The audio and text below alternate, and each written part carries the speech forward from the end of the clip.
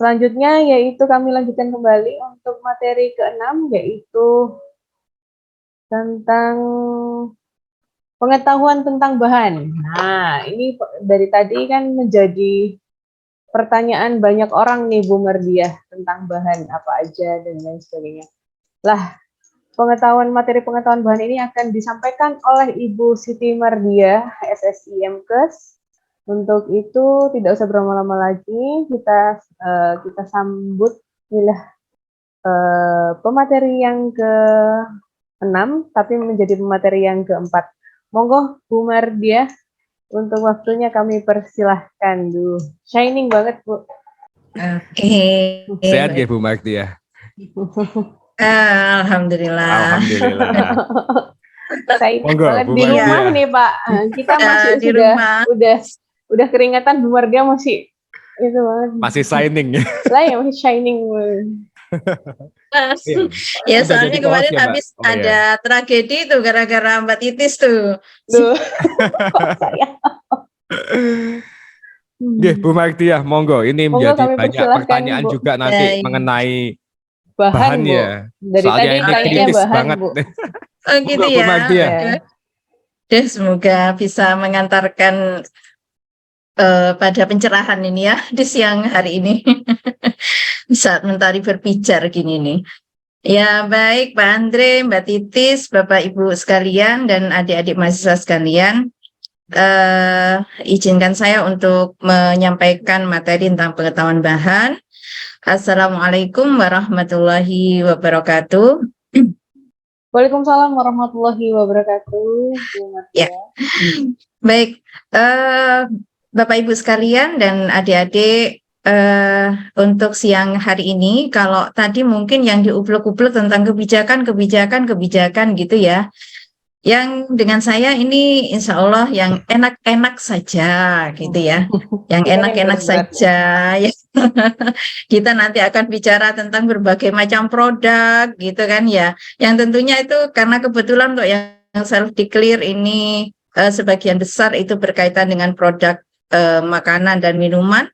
Untuk yang khusus untuk yang sehati itu memang dikhususkan untuk produk makanan dan minuman. Jadi nanti kita banyak ngobrol tentang makanan minuman gitu ya. Itulah insya Allah seperti itu. Baik, sebagai pengantar mohon izin untuk share materi terlebih dahulu.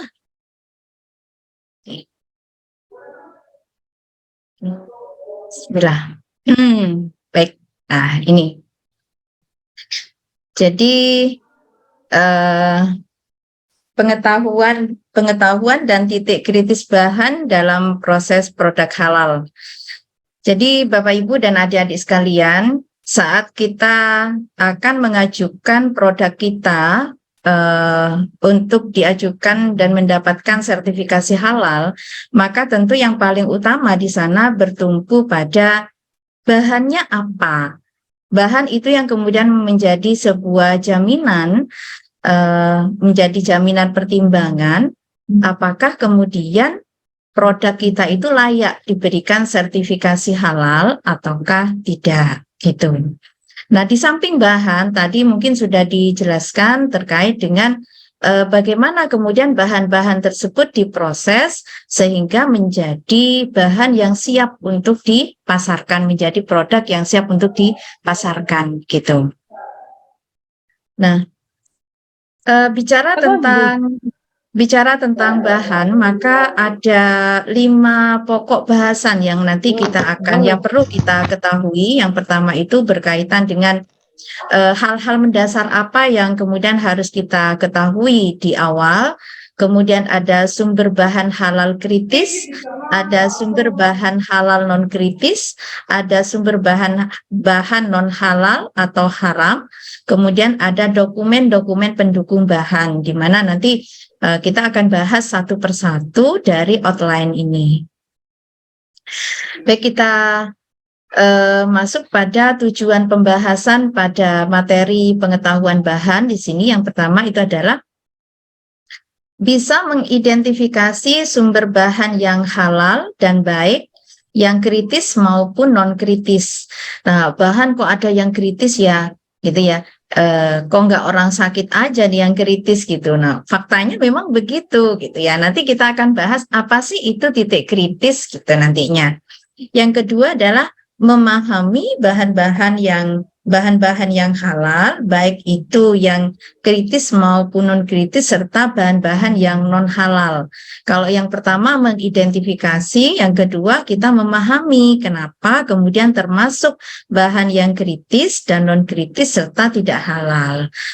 Nah, di sisi lain, kita pun nanti juga akan membahas terkait dengan bahan-bahan ini, maka kita harus tahu, memahami juga dokumen-dokumen apa yang harus dimiliki oleh bahan tersebut sebagai dokumen pendukung.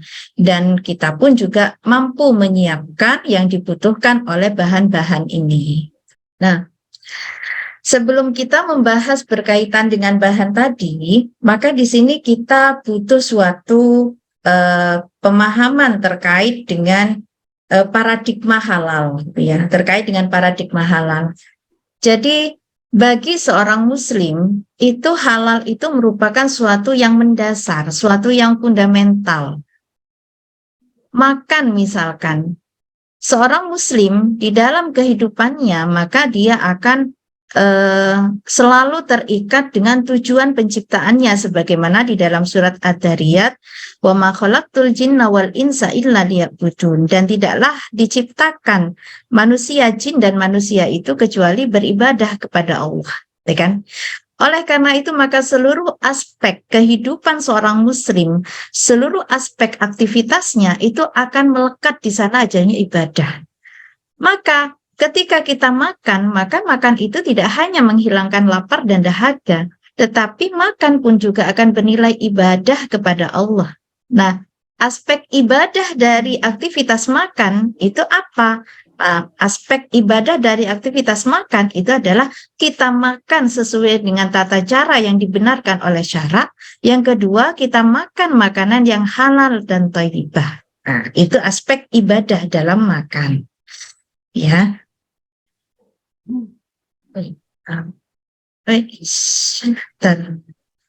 Nah, sehingga di sini dalam produk paradigma produk halal itu dalam hal paradigma, maka produk itu yang pertama layak, layak untuk dikonsumsi. Kemudian tidak hanya layak saja, tetapi dia pun juga harus aman untuk dikonsumsi. Ya, itu. Jadi aman untuk dikonsumsi itu berarti dia bebas dari hal-hal yang membahayakan kesehatannya.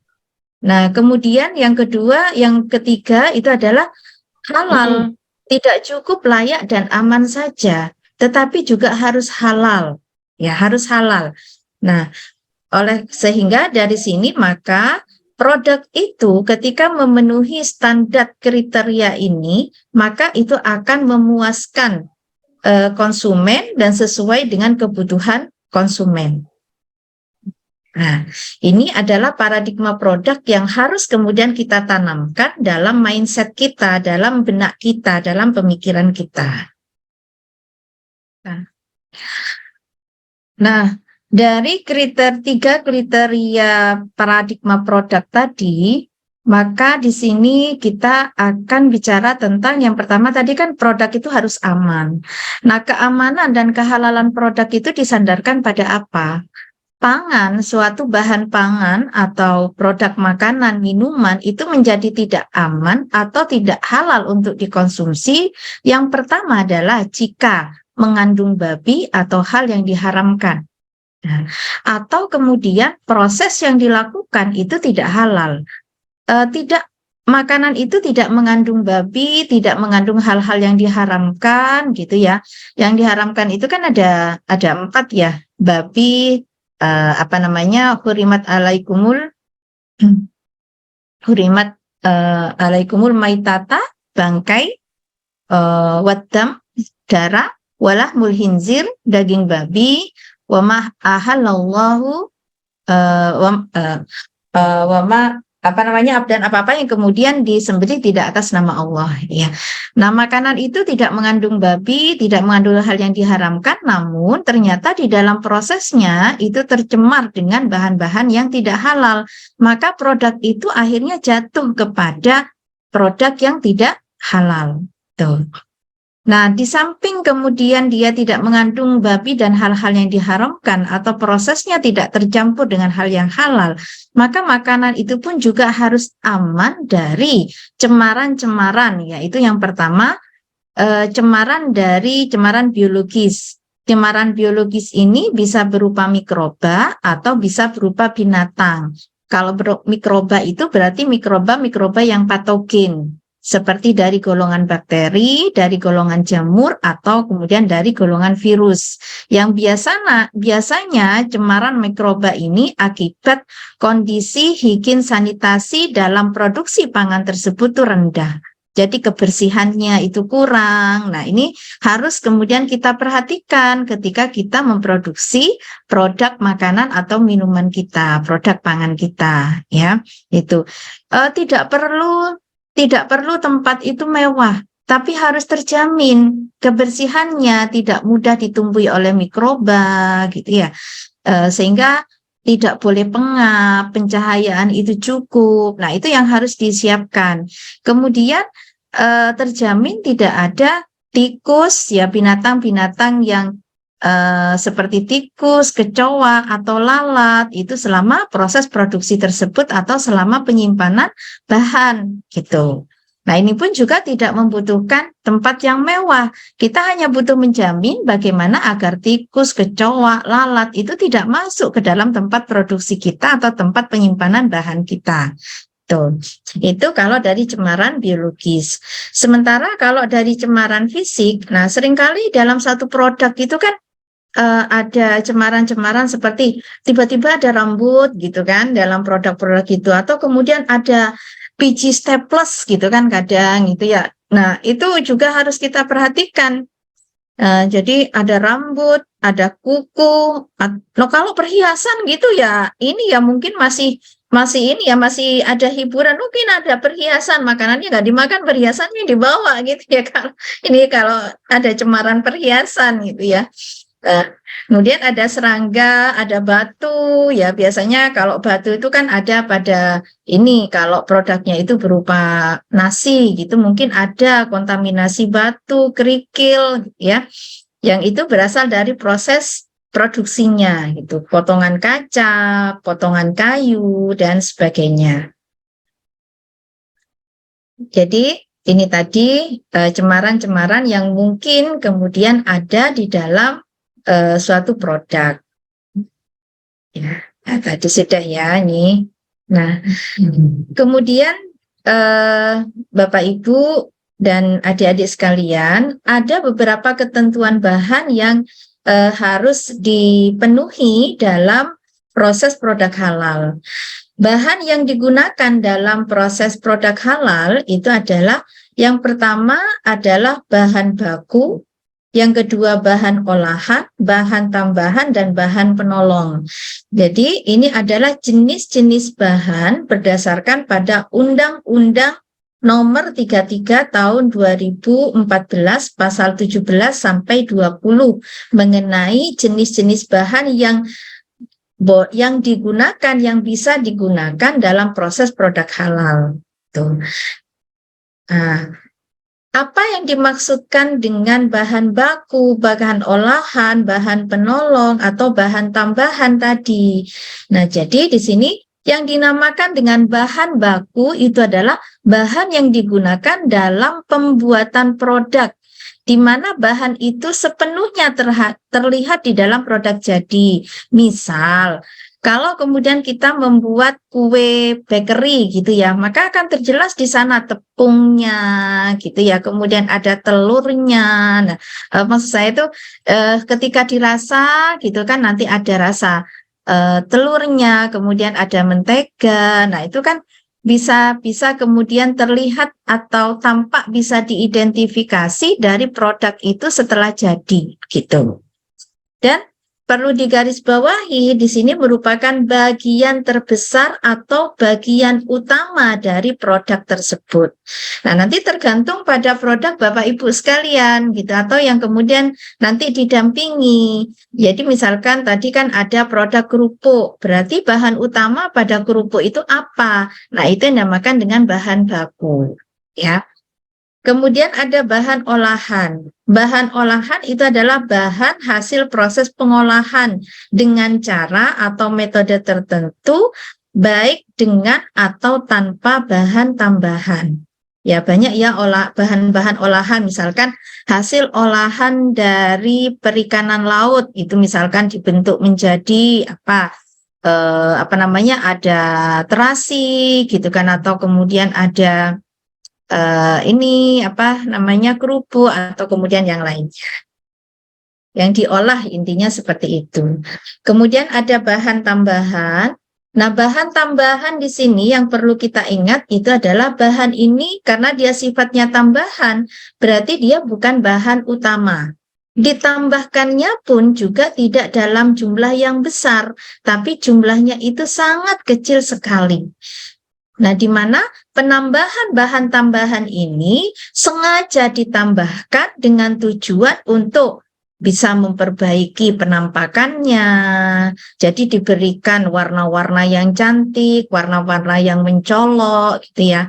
Atau kemudian memperkuat cita rasa supaya cita rasanya itu lebih banyak variasinya. Kemudian juga rasanya menjadi lebih kuat. Nah, itu termasuk yang untuk memperbaiki cita rasa atau memperbaiki tekstur. Nah, teksturnya itu supaya lebih lembut atau lebih kenyal gitu. Nah, itu bisa ditambahkan dengan bahan tambahan pangan gitu namanya. Atau kemudian bisa untuk memperpanjang daya simpan, ditambahkanlah bahan-bahan pengawet yang aman. Atau bisa juga dalam rangka untuk meningkatkan nilai gizinya, seperti menambahkan protein, mineral, dan vitamin di dalam bahan tersebut. Nah, itu semua disebut sebagai bahan tambahan pangan. Nah, di samping bahan utama atau bahan olahan dan bahan tambahan, ada kalanya ketika kita memproduksi suatu produk itu membutuhkan bahan penolong. Nah, membutuhkan bahan penolong itu bahan yang bagaimana? Bahan penolong itu adalah bahan ini diperlukan dalam proses produksi. Tetapi dia itu hanya dimanfaatkan untuk meningkatkan efisiensinya saja. Nah, ada kalanya bisa ikut di dalam produk tersebut, ada kalanya juga tidak. Ya, contohnya di sini adalah pelarut. Ya, digunakannya itu hanya untuk melarutkan saja dalam prosesnya, begitu. Bisa jadi misalkan kita mau bikin ini ya mau bikin ini donat misalkan. Saat kita bikin donat itu misalkan butuh yeast gitu, butuh salah satunya vermipan gitu ya. Nah, itu kan dilarutkan gitu ya, dilarutkan dalam air. Maka air yang digunakan untuk melarutkan itu namanya adalah bahan penolong begitu. Atau kemudian ada katalis. Katalis ini fungsinya itu untuk mempercepat proses gitu, mempercepat proses gitu. Atau kemudian ada kuas untuk mengoles kue. Nah, jadi kuas ini adalah bahan penolong.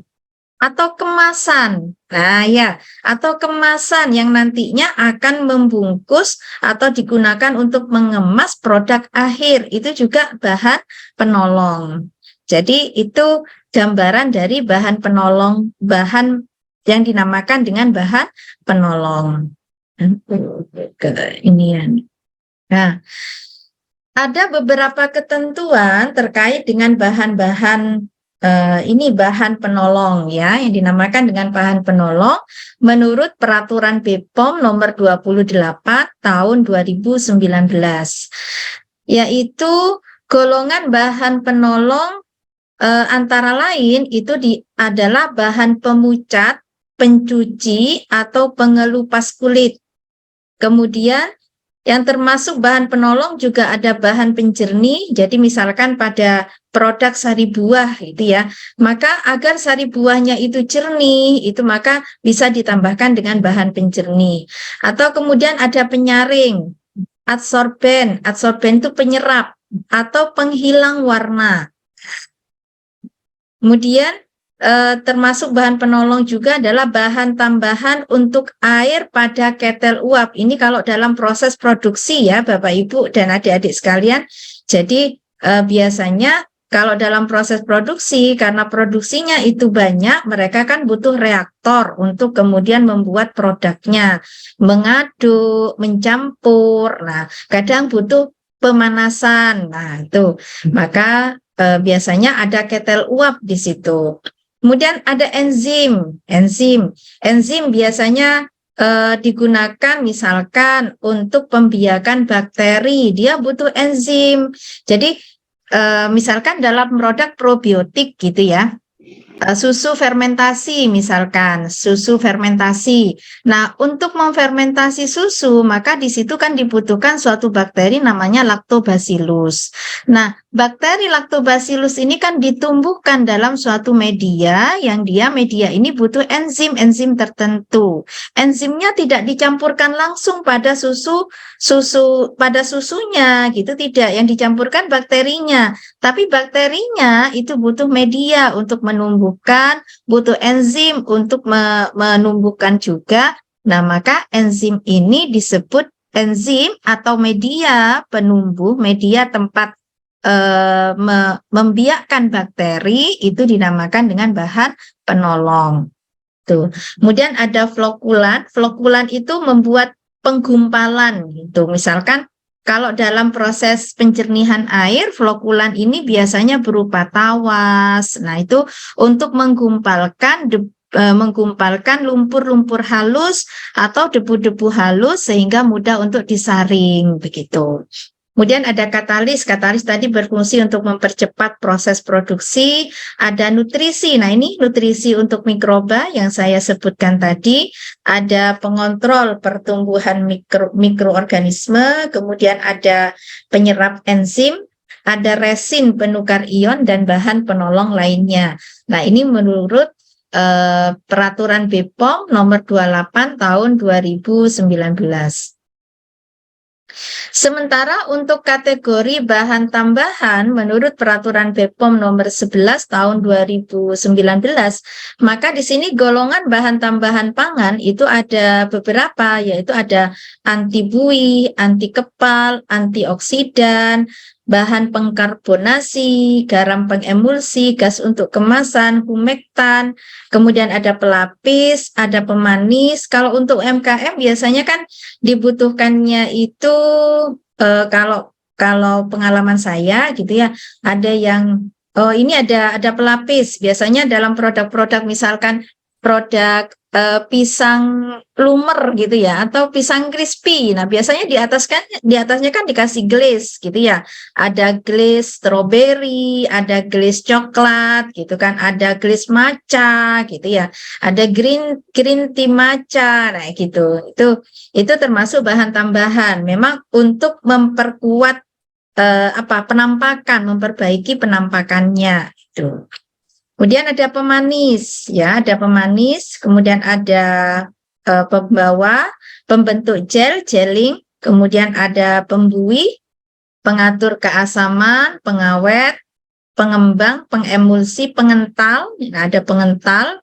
Kemudian ada pengeras, penguat rasa untuk meningkatkan volume, penstabil, stabilizer. Kemudian ada pretensi warna, ada perisa, flavoring, jadi pemberi rasa. Misalkan ini apa namanya milk juice, milky juice rasa strawberry. Nah, itu misalkan. Nah, itu kan pakainya kan pakai perisa. Nah, itu maka perisanya itu merupakan bahan tambahan pangan. Kemudian ada perlakuan untuk tepung, ya. Misalkan tepungnya itu harus kemudian diapakan terlebih dahulu begitu sebelum digunakan. ditambahkan bahan-bahan tertentu, maka bahan yang ditambahkan pada tepung tersebut merupakan bahan tambahan pangan, ya. Nah, itu tadi kalau dari jenis bahan dalam proses produk halal, ya. Jadi dalam proses produksi produk halal itu ada kalanya menggunakan jenis-jenis bahan tersebut, ya. Nah, sementara asal dari bahan, ya, dari sisi sumber bahan, maka bahan-bahan yang boleh digunakan dalam proses produk halal itu bisa berasal dari hewani, bisa berupa bahan nabati, bisa berupa bahan produk mikrobial, bisa pula berupa bahan yang melalui proses kimiawi, proses biologi, proses rekayasa genetik, atau kemudian dia merupakan bahan-bahan sintetik, bisa berupa mineral, misalkan dari bahan-bahan tambang gitu ya, atau kemudian dari suatu campuran tertentu. Nah, apa itu bahan yang dari proses kimiawi? Misal, dia berupa bahan penolong kemasan. Kemasannya apa, Bu? Oh, dari saya ngemasnya pakai plastik biasa, gitu misalkan ya. Nanti kalau misalkan Bapak Ibu mendampingi, oh ya nggak apa-apa, dia berupa dari dari bahan plastik. Berarti bahan plastik itu adalah bahan kimia. Nah, gitu. Ya. Atau misalkan contoh juga yang ini yang berupa bahan penolong itu adalah cleaning agent. Jadi bahan pencuci itu, bahan pencuci dari alat produksinya. Nah, itu saya pakai sabun colek, Bu, gitu misalkan. Saya pakai sabun colek, ya enggak apa-apa, sabun colek gitu ya. Berarti nanti kalau misalkan kalau sabun colek nanti harus dicari sertifikat halalnya. Nah, tapi itu termasuk barang-barang sintetik ya, barang-barang sintetik, bahan-bahan seperti itu. Nah, jika kemudian bahan tersebut berasal dari bahan hewani, maka bahan hewan ini adalah bahan yang berasal dari hewan, itu pada dasarnya halal. Kecuali yang diharamkan oleh syariat seperti yang tadi saya sebutkan tadi. Jadi dalam surat Al-Maidah di situ dan disebutkan hurrimat alaikumul maita, bangkai, waddam, darah, walahmul khinzir, dan babi, daging babi, wa ma uhilla li ghairillahi bi, dan hewan-hewan yang disembelih tidak dengan menyebut nama Allah atau tidak sesuai dengan syariat Islam. Nih, jadi bangkai sudah jelas ya, seperti ayam tiren gitu ya. Kemudian darah itu biasanya kan dadih gitu ya namanya ya. Darah, kemudian daging babi, seluruh bagian dari babi itu haram.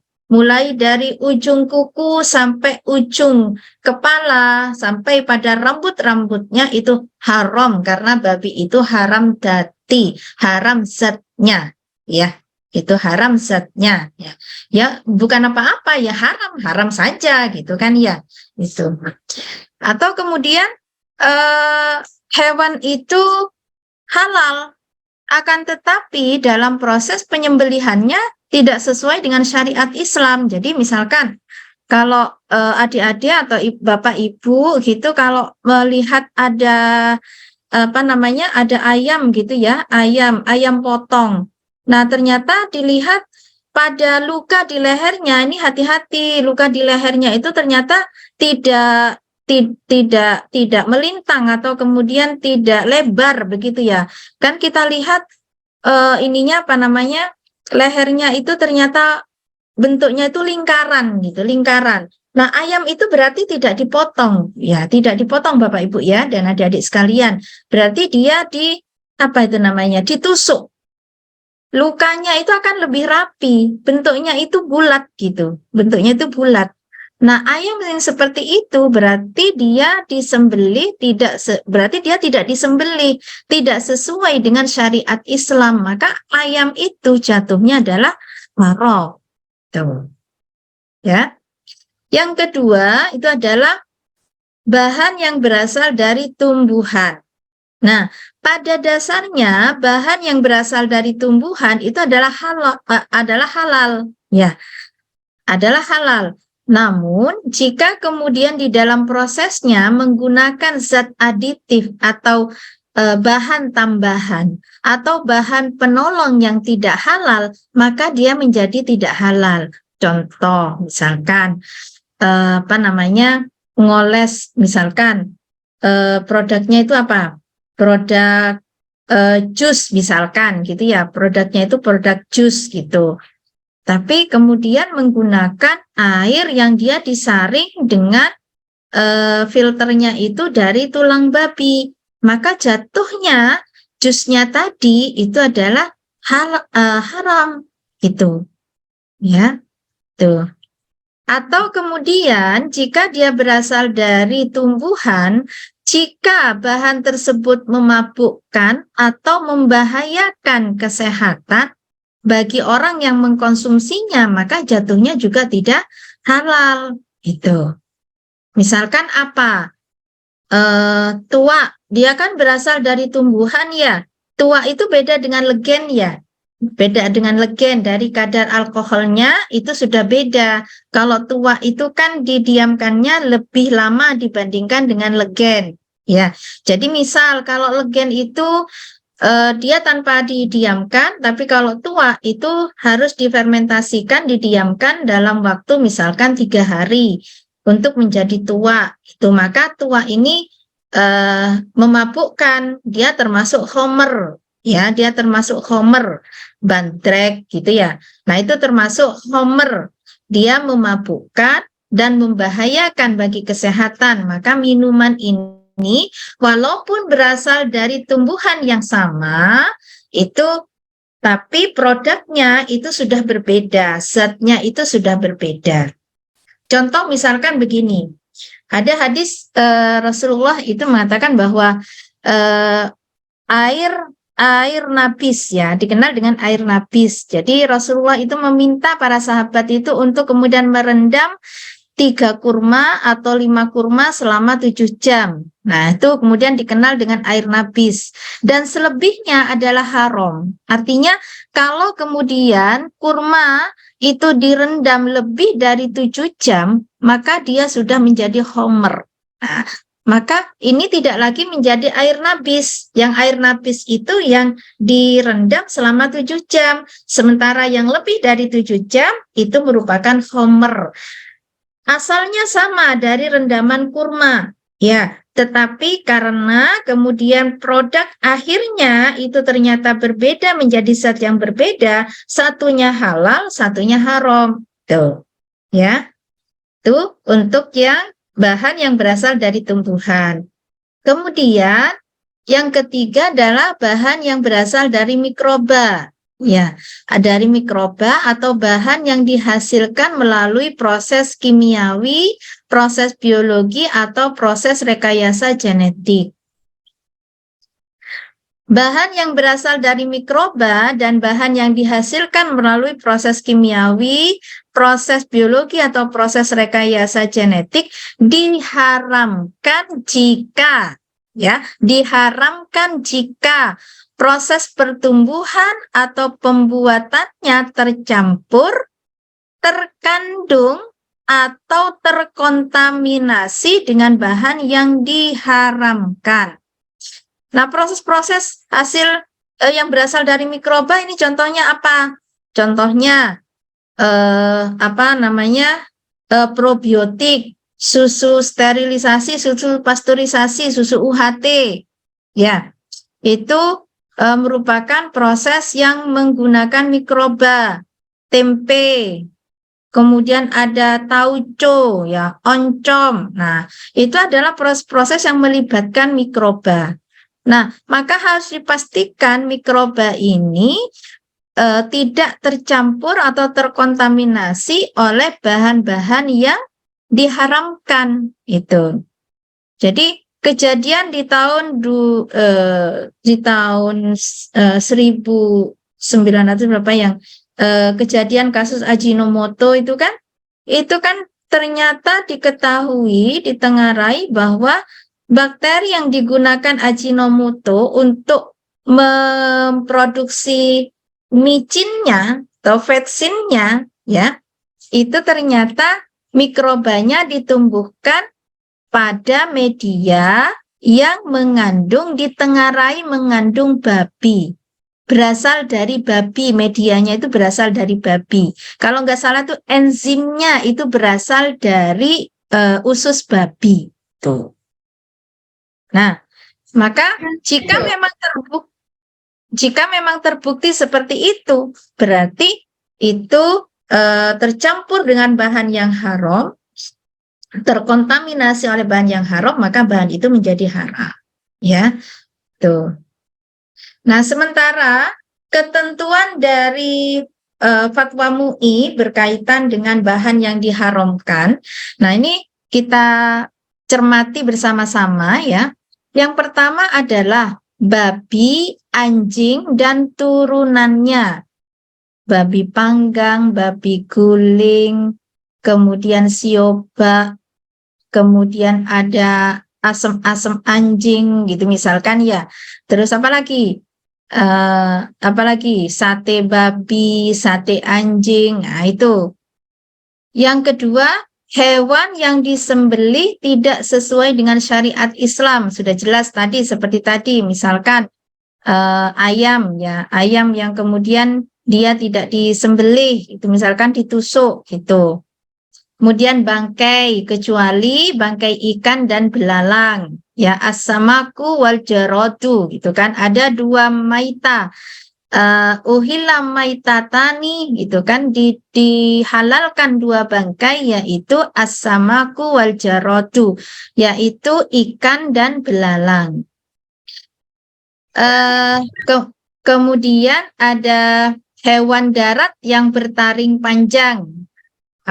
Contohnya seperti ada beruang, ada gajah, itu ya, ada singa, serigala yang bertaring pokoknya. Kemudian ada burung buas. Burung buas itu seperti elang, burung gagak, gitu ya, atau burung hantu. Burung hantu ternyata masuk ke dalam burung buas menurut fatwa MUI. Ada hewan hama dan hewan yang berbisa seperti kelabang, kalajengking, ular, tawon, tikus, dan hewan sejenisnya. Atau hewan yang menjijikkan seperti kadal, siput, serangga, larva, atau hewan sejenisnya. Kemudian ada hewan yang termasuk burung ya, atau serangga yang dilarang untuk dibunuh seperti hudhud, burung hudhud, semut, dan lebah madu. Nah, ini berdasarkan fatwa MUI ya. Kemudian ada keledai dan bagal. Keledai ya, keledai kampung. Ya, biasanya kan begitu kalau dalam hadis itu. Yang 10 hewan yang mati lemas, hewan yang tercekik, hewan yang terpukul, atau hewan yang kena tertimpa apa gitu kan, atau hewan yang jatuh, atau kemudian hewan yang ditanduk, hewan yang dipukul gitu. Jadi hewan yang mati tanpa kemudian dilakukan penyembelihan. Kemudian yang ke-11 hewan ternak yang sengaja dan terus-menerus diberi makan dengan bahan berbahaya atau pakan najis. Nah, ini yang sengaja dan terus-menerus diberi makan dengan bahan berbahaya atau pakan yang najis. Nah, hati-hati dalam penggunaan bahan-bahan yang najis. Dikembangkan biasanya kan dalam budidaya tumpang siring itu biasanya kan ada, kemudian budidaya lele yang di situ dibudidayakan di bawahnya kandang ayam. Nah, itu ya. Nah, itu harus diperhatikan. Itu ternyata tidak dibolehkan di dalam fatwa MUI. Kemudian yang ke-12 hewan air yang beracun dan berbahaya terhadap kesehatan. Semua jenis hewan amfibi, tumbuhan dan turunannya yang berbahaya dan mengandung racun, ya tumbuhan-tumbuhan yang mengandung racun, gitu ya. Misalkan singkong, kan ada kan singkong yang beracun gitu kan, maka singkong itu diharamkan. Semua jenis darah, kemudian ada madu yang berasal madu dan turunannya, madu dan variasinya seperti bee pollen, royal jelly yang berasal dari sari tumbuhan yang beracun dan berbahaya. Yang beracun dan berbahaya ya. Jadi tumbuhannya, makanan dari lebahnya itu dari tumbuhan yang beracun dan berbahaya. Kemudian yang ke-26, bahan yang berasal dari industri homer atau mengandung homer. Yang 27, mikroorganisme yang diproduksi menggunakan media yang berasal dari bahan yang tidak halal. Yang ke-28, semua bahan dalam PPH yang tidak sesuai dengan syariat Islam, termasuk di dalam proses pembuatan dan pengemasannya. Oleh karena itu nanti ketika melakukan pendampingan, maka kemasan itu juga masuk ke dalam bahan yang harus memiliki dokumen halal. Ya, tuh. Nah, Bapak Ibu dan adik-adik sekalian, ketika kita bicara bahan ya atau produk itu, maka di sini ada beberapa tempat-tempat atau poin-poin yang bisa menyebabkan produk tersebut menjadi haram. Nah, itulah yang dinamakan dengan titik kritis, ya. Jadi yang dimaksud dengan titik kritis itu adalah tempat yang paling sering munculnya sebagai penyebab masuknya bahan yang haram ke dalam produk. Ya, bisa dari bahan, bisa dari proses produksi, bisa dari penyimpanan, bisa saat pengangkutan. Tuh. Contoh misalkan, produk saya adalah produk suatu MKM, suatu PU, suatu pelaku usaha memiliki produk terasi misalkan. Nah, terasi itu bahannya apa? Ya cuma rebon, Bu, ditumbuk, kemudian ditambah dengan garam gitu. Nah, sekarang lihat garamnya itu apakah garam yang langsung diambil dari tambak ataukah garam yang ada di pasaran yang sudah dikemas, sudah ada pengolahan. Nah, kalau ternyata di sana ada ada garamnya itu bukan garam grosok itu ya, tapi garam yang sudah diolah, maka ada titik kritis. Titik kritis dari terasi ini adalah garam tersebut. Maka garam itu harus ada dokumen halalnya. Itu berarti di sisi bahan ada titik kritisnya. Kemudian dari proses produksi. Nah, proses produksinya itu bagaimana? Misalkan misalkan pelaku usaha dia memiliki banyak produksi, banyak produk gitu. Salah satunya produknya itu adalah produk yang tidak halal. Misalkan dia memproduksi suatu minuman yang minumannya itu berbasis pada homer, tapi dia pun juga memproduksi sari buah. Nah, itu. Nah, maka dalam proses produksinya itu harus terjamin adanya pemisahan antara produksi homer dengan produksi bahan yang menggunakan homer dan produk yang sari buah tadi. Tuh. Kemudian penyimpanan, ada titik kritis penyimpanan. Jadi penyimpanan misalkan ada satu supermarket misalkan, ternyata supermarket itu dia menjual bahan yang haram dan bahan yang halal yang dihalalkan. Misalkan di sana ada supermarket dia menjual daging ayam, daging babi, kemudian ada daging sapi. Nah itu saat semua produk ini berada di dalam gudang logistiknya ini bagaimana? Itu harus terjamin keterpisahannya sehingga tidak ada kontaminasi silang pada saat penyimpanan atau pada saat penyajian display. Tuh. Demikian pula dengan proses pengangkutan. biasanya kalau misalkan pengangkutan ini disubkan pada pihak ketiga, kita kan tidak tahu pihak ketiga ini juga dipakai oleh produsen yang mana lagi gitu kan. Itu maka ini harus dipastikan dalam hal pengangkutan transport atau transportasi kita memilih vendor-vendor yang memang sudah memiliki sertifikat halal dalam jasa transportasinya, pengangkutannya. Nah, ini ya. Jadi titik kritis itu adalah suatu titik yang bisa yang memiliki kemungkinan untuk terkontaminasinya atau tercampurnya dengan bahan-bahan yang najis atau haram ke dalam produk. Ya.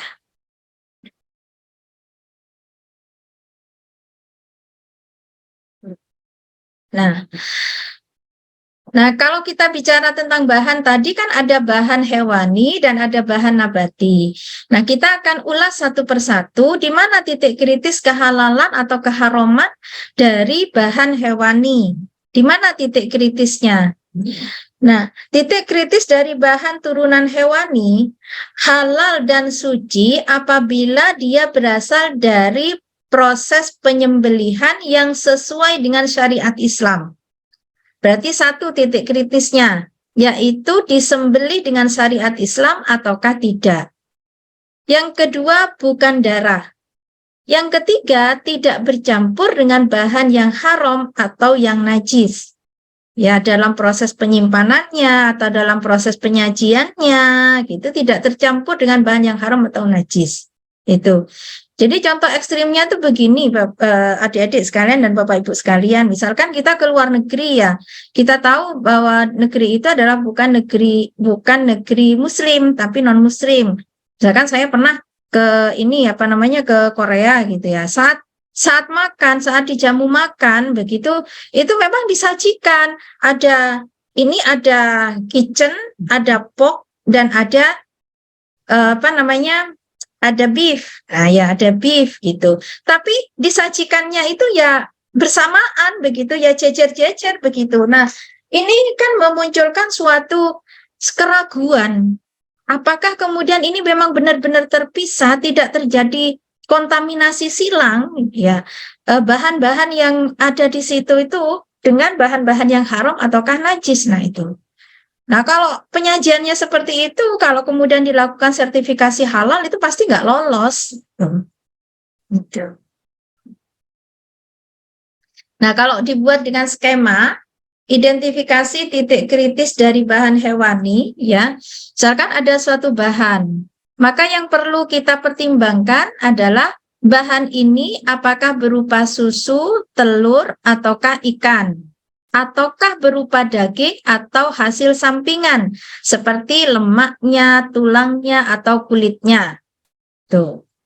Nah, kalau dia berupa susu, telur, dan ikan, apakah di dalamnya ini ada proses pengolahan?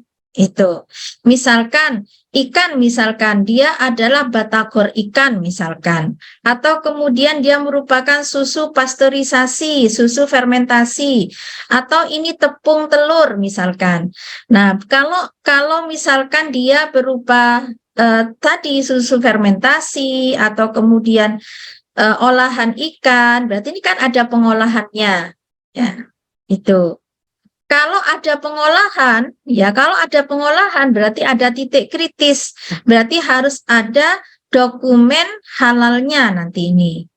Tapi kalau tidak ada pengolahan, susunya susu segar, telurnya telur segar, ikannya ikan segar, maka tidak ada titik kritisnya. Tidak butuh dokumen sertifikasi halal.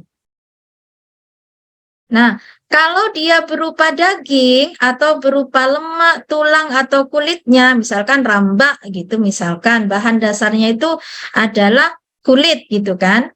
Nah, maka yang perlu dipertimbangkan di sini, apakah daging atau hasil sampingnya ini, apakah daging, lemak, tulang atau kulit ini berasal dari hewan yang dihalalkan? Berasal dari hewan yang dihalalkan. hewan yang dia bukan babi, bukan hewan buas, bukan hewan yang bertaring, bukan hewan yang membahayakan, bukan amfibi. Nah, itu.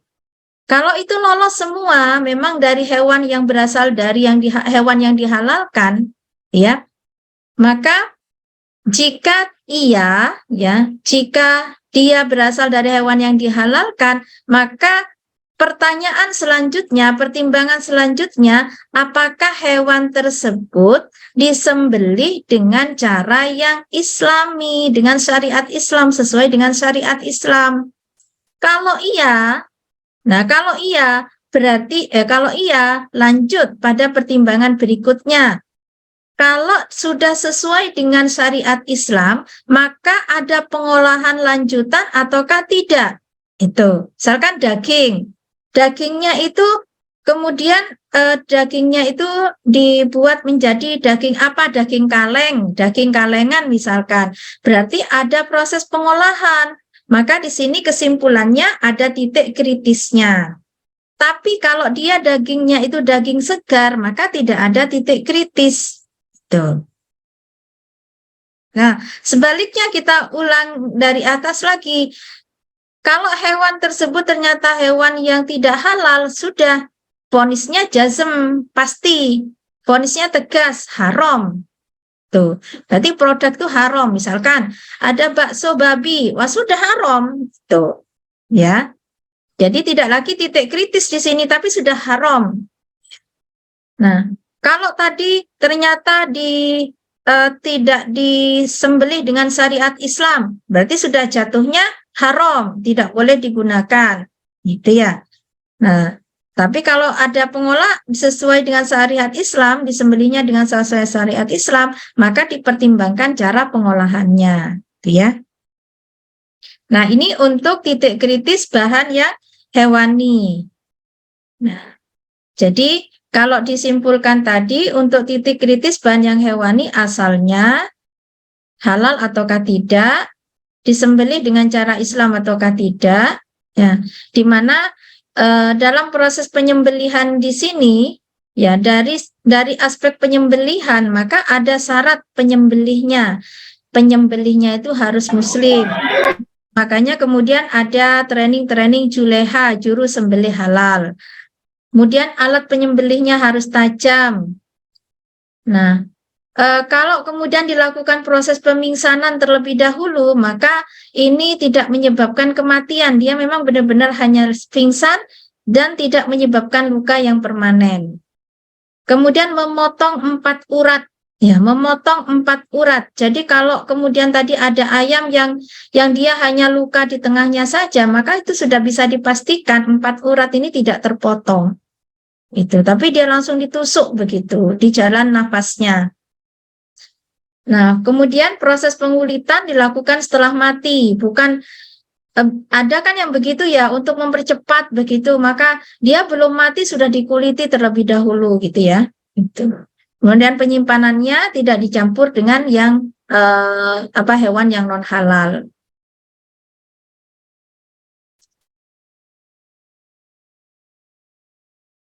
Nah, kemudian pada yang menggunakan bulu atau rambut, di mana bulu atau rambut itu merupakan asam amino, biasanya bulu atau rambut itu biasanya digunakan untuk membuat kuas atau pengoles roti. Ya, ini. Nah, gimana kemudian kita tahu dia itu kuasnya itu berasal dari hewan ataukah bahan sintetik? Kalau dari bahan sintetik, bahan kimia justru halal. Ya, gitu. Nah, kalau kuasnya dari bahan yang organik, misalkan dari bulu hewan, maka bulu hewannya ini kan harus dipastikan hewan yang halal, gitu. Karena banyak ternyata bulu babi pun digunakan untuk kuasnya kue, pengoles roti, kuas pengoles roti, itu. Ya. Ya. Nih. Nah, tadi ada telur ya, telur. Telur. Nah, telur ini berbeda dengan tepung telur. Kalau telur segar itu termasuk positif list, tidak ada titik kritis. Sementara kalau tepung telur itu merupakan produk olahan, sehingga titik kritisnya ini ada pada zat-zat aditifnya, bahan tambahannya.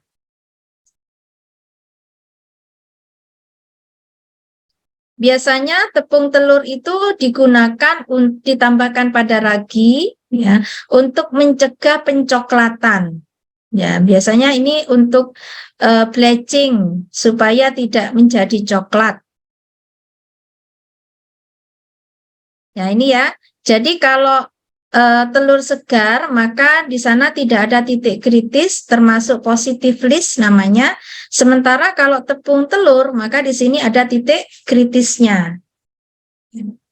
Bukan, jadi kalau ada titik kritis, berarti dia belum tentu halal, membutuhkan dokumen pembuktian kehalalannya. Maksudnya itu begitu. Nah, ini dari babi ya, babi dan produk turunannya. Jadi semua bagian dari babi ini adalah haram. Mulai dari ujung rambut-rambutnya sampai ujung kakinya ini haram. Dan ternyata semua bagian dari babi itu ada produknya. Tuh. Nih. Jadi kulitnya ini digunakan untuk apa? Kolagen, untuk kosmetik, ya kolagen itu untuk kosmetis. Untuk sosis, casing, kemudian kalau dia disamak itu menjadi jaket, tas, sepatu, dompet. Kalau kemudian langsung dimasak ada krecek, rambak, dan bisa diubah menjadi gelatin. Sementara darahnya, nah ini darahnya bisa dibuat sosis, media fermentasi. Jadi media untuk mengembangkan bakteri atau bisa digunakan di dunia medis. Kemudian tulangnya bisa digunakan sebagai aksesoris untuk bros, kan ya, untuk kuah bakmi. Nah, ini sebagai apa Bu? Namanya itu seasoning gitu ya. Kemudian sebagai sumber fosfor dicampurkan pada berbagai macam makanan, susu formula misalkan. Kemudian digunakan juga untuk memberikan rasa pada kuah bakso. Atau kemudian dia dibakar, diambil sebagai karbon aktifnya untuk filter, untuk penyaring air. Atau diambil kalsiumnya. Kemudian apalagi jeroan, empedu. Semua bagian dari babi itu ternyata ada produknya. Oleh karena itu kita harus hati-hati ya. Daging, pork, ya, untuk daging bahasa ininya. Jadi bahasa Inggrisnya dari babi itu banyak. Nanti insya Allah ada istilah-istilahnya. Jadi pork ini berarti dagingnya. Kalau lard, kadang juga dikasih ini ya, ditulisnya itu dalam bentuk bahasa Arab. Alif, lam, ro, dan dal. Itu lard gitu. Tapi karena ditulisnya dengan bahasa Arab, kita kadang ini biasanya ada pada produk coklat ya, roti, biskuit, coklat. Nah itu. Jadi ada tulisan di sana itu sudah jelas lam, alif, ro, dan dal. Itu lard namanya lah. Itu tapi ini ada tulisan Arabnya halal nih berarti. Padahal tulisannya itu alif, lam, ro, dal, dan itu lard itu adalah lemak babi. Itu justru haram walaupun ditulis dengan bahasa Arab. Tuh ya, hati-hati ya adik-adik sekalian dan Bapak Ibu sekalian. Tuh. Jadi ini adalah daftar dilansir dari laman resmi Halal MUI. Pig, seekor babi muda, beratnya ini. Pork, daging babi dalam masakan. Swine, untuk keseluruhan kumpulan spesies babi. Hog, babi dewasa. Boar, babi liar. Lard, lemak babi. Bacon, daging babi yang diselisi. Kemudian the ham, daging babi pada bagian paha babi. Kemudian sow, itu babi betina. Sow milk, susu babi. Porcine, itu adalah yang berkaitan atau berasal dari babi banyak ditemukan di obat-obatan, sedangkan bak, daging babi dalam bahasa Tiongkok, siobak. Nah, gitu kan, siobak itu kan, itu adalah daging babi dalam bahasa Tiongkok. Nah, ini beberapa istilah-istilah yang terkait dengan babi. Ada lagi char-siu, daging babi panggang. Cunyuk, daging babi dalam bahasa dalam bahasa apa ini, Hakka itu. Ya, daerah sana ya, Tiongkok juga. Apa namanya? Hokkien itu loh. Kemudian ada zuru, daging babi dalam bahasa Mandarin. Guaiji, daging babi dalam bahasa Korea. Tonkatsu, irisan daging babi dalam kuliner Jepang. Nah, ini yang suka ke restoran Jepang. Tonkatsu, ramen yang dilengkapi dengan daging babi. Yakibuta, babi panggang dalam bahasa Jepang. Nuraniku, daging babi dalam bahasa Jepang. Nibuta, hidangan dari pundak babi di Jepang. B2, sebutan makanan yang berbahan babi di Indonesia. Nah, ini kan B2 kan. Khinzir, sudah jelas kakuni, baikut iga babi. Nah, ini ya varian-varian dari babi. Nah, itu tadi kalau kita bicara tentang titik kritis kehalalan dari bahan hewani. Nah, sekarang kita bicara tentang titik kritis kehalalan bahan nabati.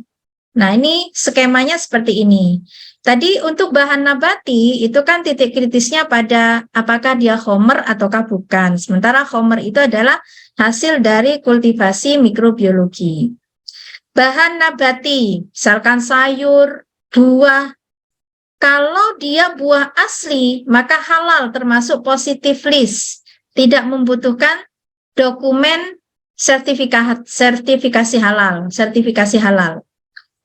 Tidak butuh dokumen halal. Tapi kalau ada pengolahan, nih ya, jika tidak ada pengolahan, berarti tidak ada titik kritis, berarti non-kritis. Positive list namanya. Tapi kalau ada pengolahan, maka dalam pengolahan bahan nabati ini, apakah ada kultivasi mikrobiologi? Misalkan yogurt, bukan yogurt, probiotik dari sari buah misalkan. Nah, di sana kan ada kultivasi mikrobiologi. Ya.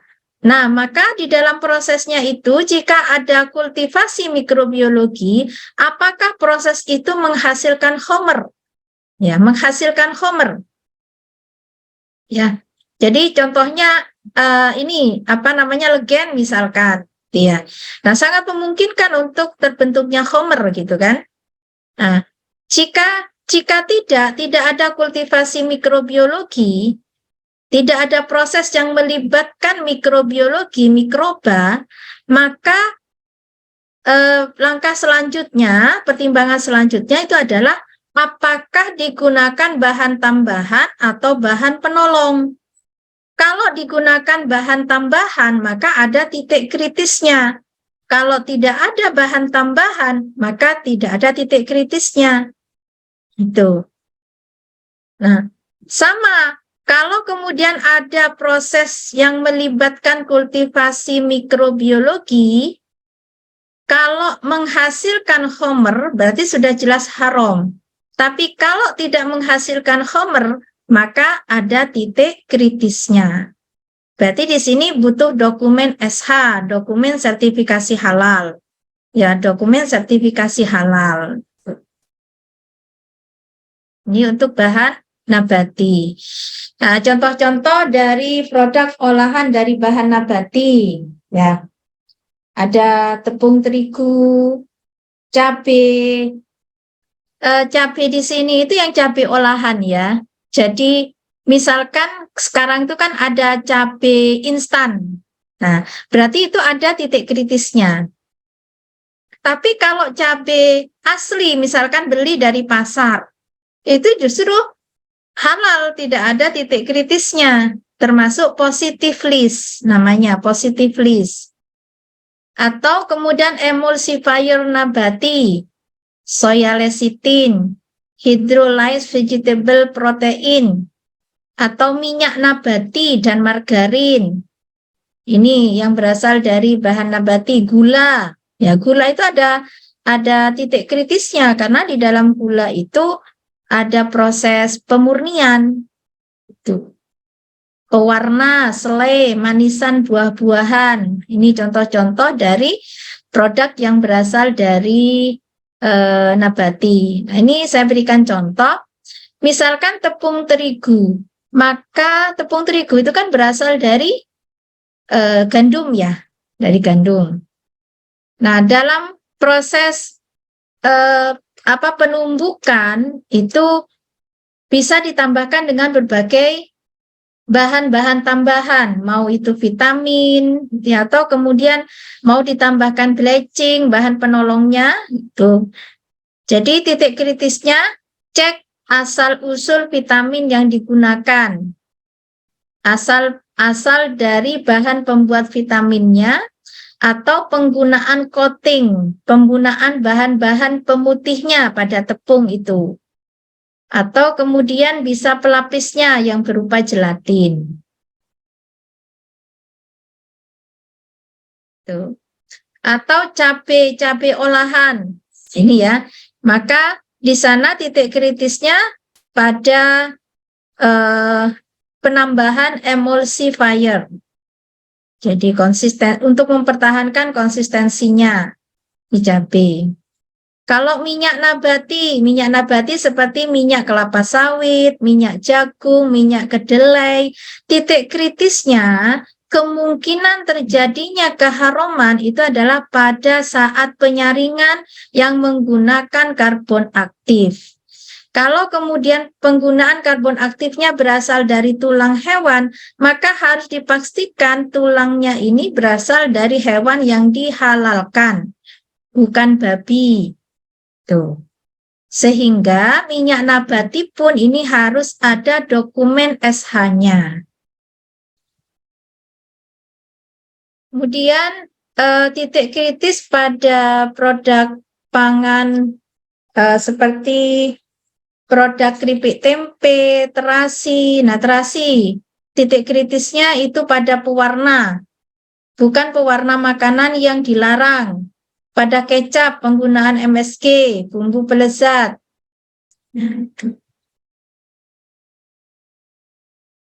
Nih. Nah, kemudian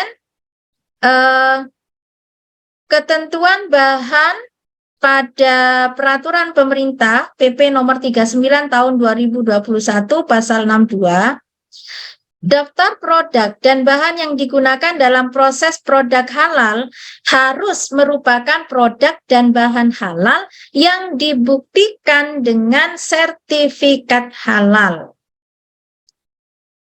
Nah, bahan-bahan yang ketentuan tersebut tidak diperlukan bagi bahan yang sertifikat halal, pembuktian dengan sertifikat halal tidak diperlukan jika bahannya yang pertama berasal dari alam berupa tumbuhan dan bahan tambang yang tanpa melalui proses pengolahan. Misal buah segar, sayur segar, madu murni, madu itu hewani ya. Apalagi ya, sayur segar, ini buah segar, apalagi rempah-rempah segar itu loh, itu, atau dari bahan tambang ya. Yang kedua, dikategorikan tidak beresiko mengandung bahan yang diharamkan, tidak tergolong berbahaya serta tidak bersinggungan dengan bahan yang haram. Nah. Nih. Demikian pula dalam Peraturan Menteri Agama nomor 26 juga sama, bahan alam berasal dari alam yang tanpa melalui proses pengolahan, kemudian dikategorikan tidak beresiko mengandung bahan yang diharamkan. Nah, ini contohnya, ini titik kritis ya pada produk bakery, roti, bahan bakunya tepung, terigu, gula, dan air. Bahan tambahannya garam, ragi. Nah, jadi yang ini titik kritisnya, semua ada titik kritisnya pada bakery, kemudian biskuit, tepung terigu atau tepung lain untuk bahan bakunya, kemudian ada softening, minyak, lemak, emulsifier, telur, bahan pengembang, pewarna, aroma. Nah, ini semuanya harus dibuktikan dengan sertifikat halalnya. Ya. Nah, ini kemudian untuk bahan mikrobial, contoh-contoh bahan produk mikrobial seperti keju, yogurt, kecap, minuman beralkohol, bir, wine, sake, kemudian ada pewarna, angka, glukos sirup, pengental, probiotik, asam organik, kemudian ada pelarut, vitamin, vaksin, dan antibiotik. Ini termasuk produk-produk mikrobial. Nah, pada produk mikrobial yang jelas haram, produk mikrobial yang jelas haram, yang pertama, produk tersebut merupakan hasil fermentasi yang menghasilkan khamr atau menghasilkan alkohol, ya, atau khamr gitu. Karena nanti khamr ini berkaitan dengan berapa kadar alkoholnya. Karena nanti ada alkohol yang sebagai pelarut, yang itu boleh. Jadi khamr merupakan minuman. Jadi khamr itu adalah minuman beralkohol. Produk sampingnya, ini adalah produk samping dari alkohol, ada amil alkohol, propil alkohol, isoamil alkohol. Ada yang berpendapat juga yang dimaksudkan dengan alkohol itu bukan alkohol seluruhnya, karena kalau dalam kimia, alkohol itu bisa berupa etanol, propanol, butanol. Nah, yang haram itu yang mengandung etanol, karena memang etanol itu adalah berasal dari proses fermentasi.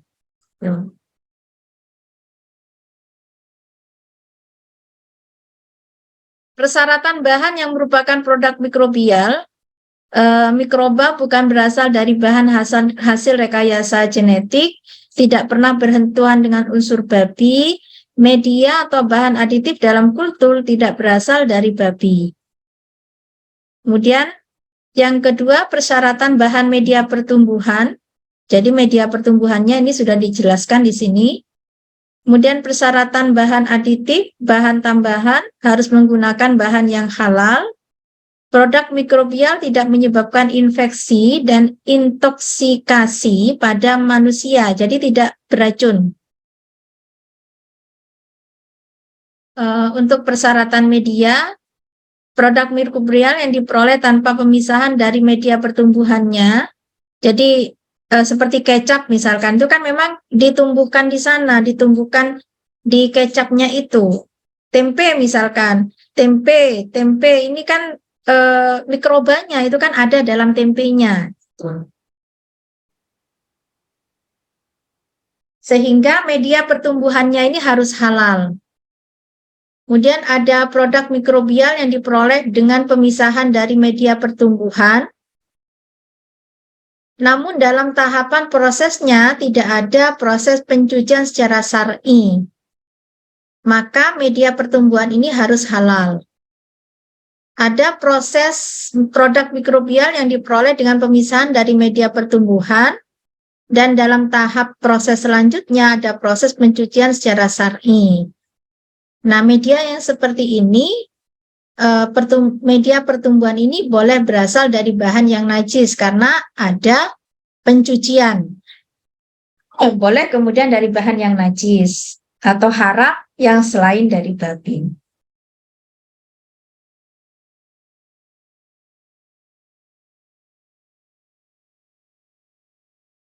Nah, Bapak Ibu sekalian, ada ketentuan produk yang tidak bisa diajukan sertifikasi halalnya.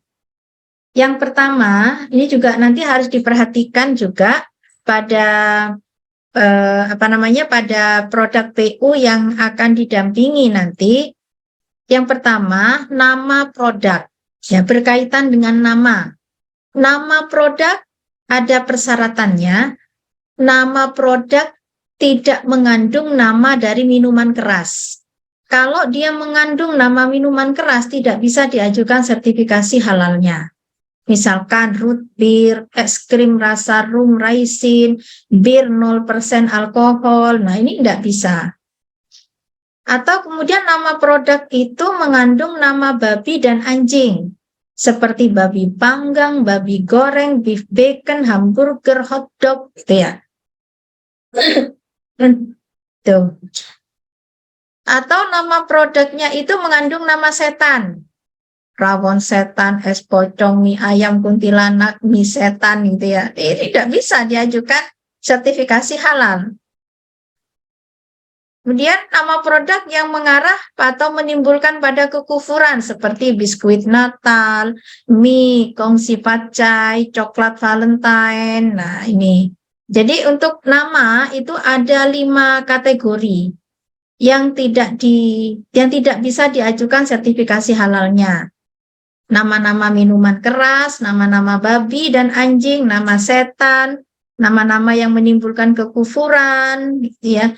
Kemudian ada nama yang mengandung pornografi, misalkan roti erotis gitu misalkan, es krim vulgar. Nah, itu enggak bisa itu yang seperti itu, mengandung unsur pornografi. Ya.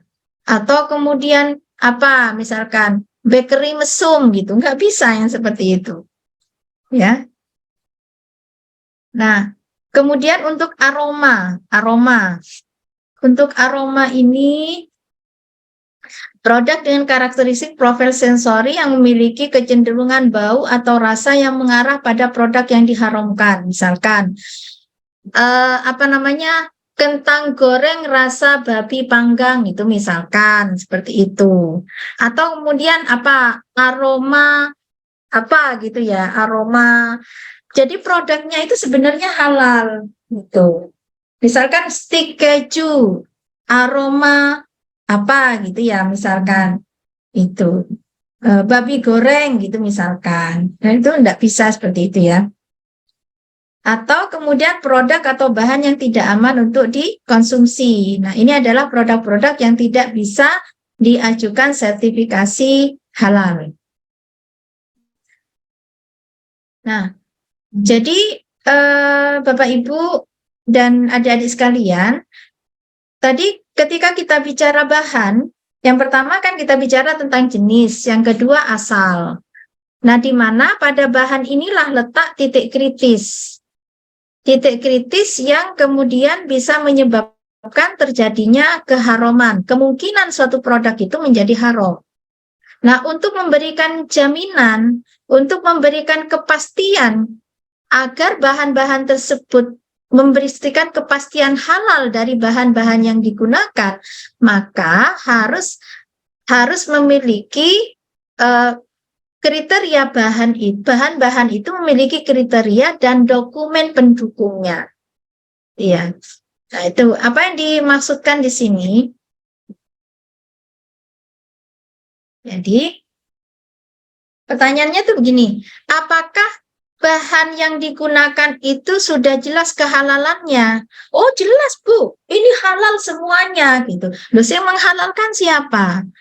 Apakah cukup dari pernyataan produsen saja? Nah, nih, ya. Nah, maka harus ada suatu mekanisme bagaimana membuktikan suatu bahan itu adalah bahan yang halal. Nah, bagaimana cara membuktikan suatu bahan itu memenuhi kriteria halal? Ini didukung, sangat ditopang, dibuktikan dengan adanya dokumen pendukung bahan. Ya. Nah, apa saja dokumen pendukung bahan?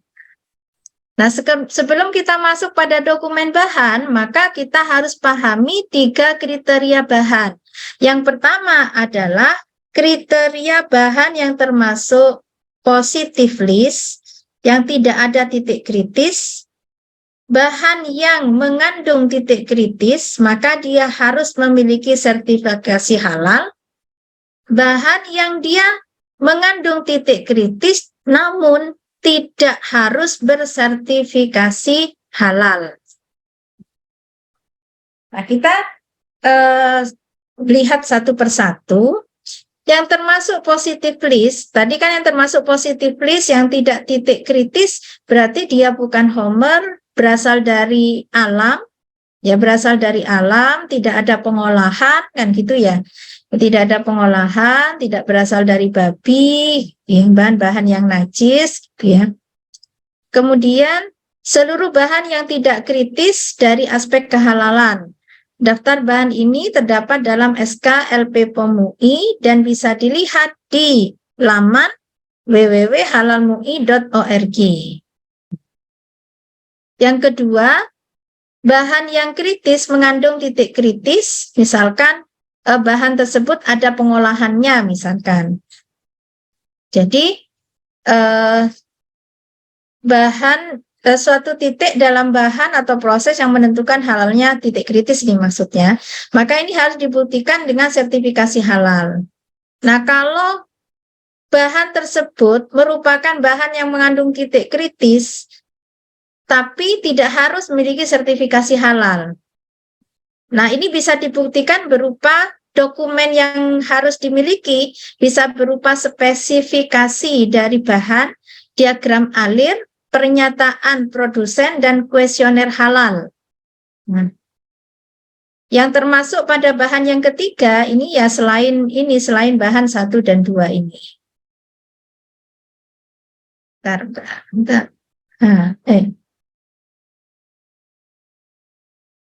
Jadi, tadi untuk kategori bahan yang tidak mengandung titik kritis, seperti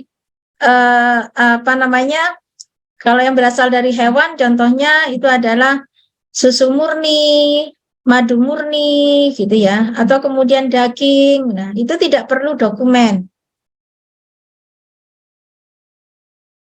Air murni, madu murni, bahan kimia, gitu ya. Kemudian ada bahan kritis. Ada bahan kritis yang wajib SH. Itu. Oh, kalau daging nanti ini ya, kalau daging itu daging itu dibutuhkan penyembelihannya, SH dari penyembelihannya. Bahan kritis yang wajib SH.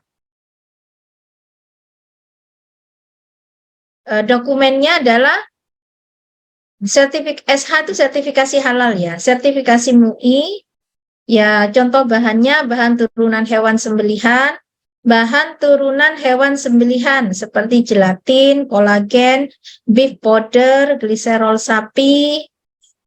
Kemudian ada bahan dengan proses yang rumit atau bahan menggunakan bahan yang banyak.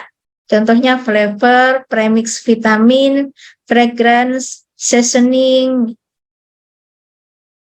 atau bahan yang sulit ditelusuri kehalalannya. Contohnya itu adalah whey, laktosa. Nah, ini adalah bahan yang sulit ditelusuri kehalalannya. Laktosa itu biasanya kan terkandung di dalam susu atau di dalam madu.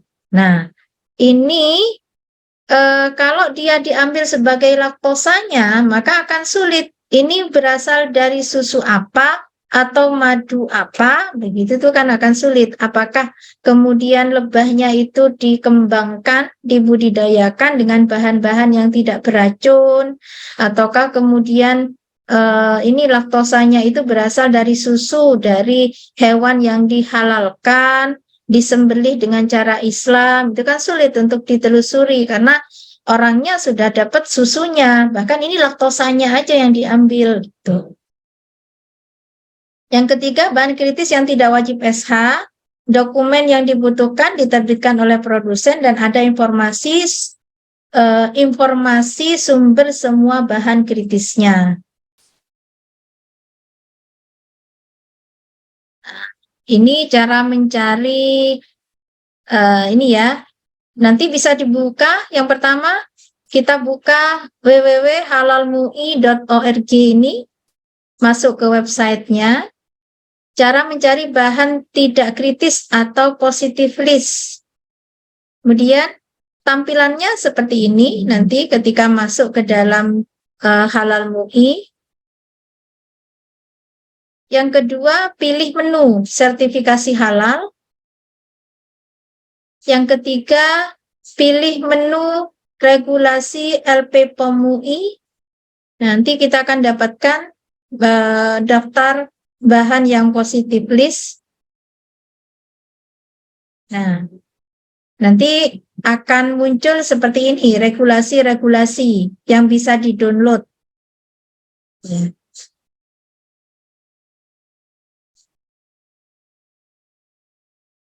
Nah, ini kalau berdasarkan pada SK Dirjen LP POM UI tahun 2019, maka kita akan dapatkan beberapa bahan-bahan seperti ini, hewan air segar, beku atau kering ataukah asin, berarti dia tidak butuh SH ya.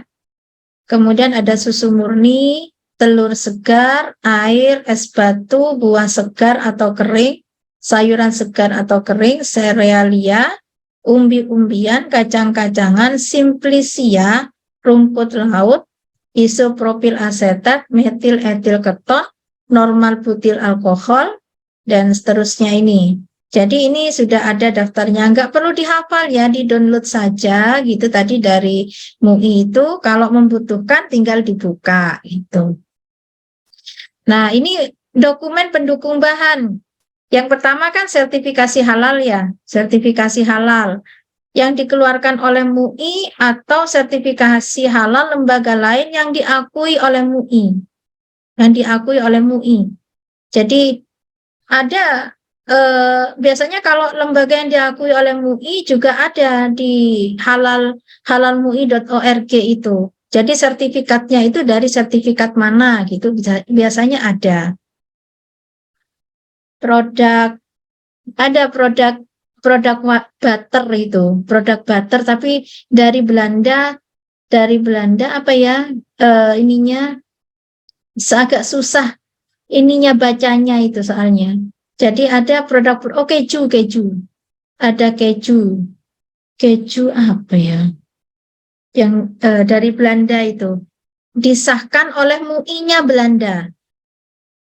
Atau ada susu atau coklat yang dari New Zealand, itu ada juga yang disahkan oleh SH MUI, selain MUI yang diakui oleh MUI. Jadi sertifikasi halal dari lembaga lain yang diakui oleh MUI. Nah, atau dokumen pendukung kehalalan bahan selain sertifikasi halal, seperti spesifikasi bahan, alur proses, kemudian critical of analysis, kuesioner halal, pernyataan bebas babi, dokumen lain yang diterbitkan oleh produsen. Nah, ini jadi dokumen-dokumen ini biasanya diterbitkan oleh produsen. Jadi flow proses, langkah-langkah produksi mulai dari persiapan bahan hingga produk akhir. Nah, ini. Kemudian spesifikasi berisi deskripsi produk, komposisi, dan sumber bahan. Kemudian ada Certificate of Analysis, dokumen yang berisi hasil pengecekan fisik, kimia, mikrobiologi, dan biasanya digunakan untuk ngecek pabrik. Halal kuesioner halal, diisi oleh produsen yang di sini menjelaskan secara rinci bahan atau produk tersebut. Kemudian ada pernyataan bebas babi. Kemudian ada surat konsistensi yang dikeluarkan oleh perusahaan yang dimana konsistensi ini menjelaskan keterkaitan antara dokumen yang satu dengan dokumen yang lain dari perusahaan yang berbeda-beda. Jadi kan biasanya kalau untuk membuat sebuah produk itu kan suppliernya itu kan dari macam-macam kan itu. Nah itu ada konsistensi itu ada keistiqomahan gitu ya, semacam keistiqomahan gitu ya. Memang menggunakan dari produk itu, sehingga bisa tertelusur perusahaannya itu bisa tertelusur. Perusahaan yang memproduksi dari bahan tersebut itu memang bisa tertelusur. Ini beberapa contoh dokumen-dokumen pendukung bahan, ada kuesioner halal.